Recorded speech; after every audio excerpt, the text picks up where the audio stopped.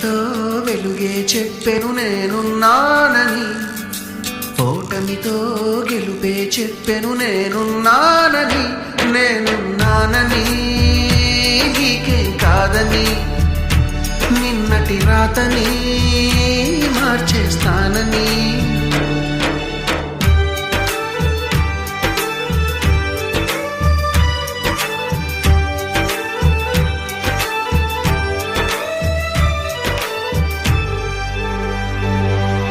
తగిలే రాళ్ళని పునాది చేసి ఎదగాలని, తరిమే వాళ్ళని హితులుగా తలచి ముందుకెళ్ళాలని,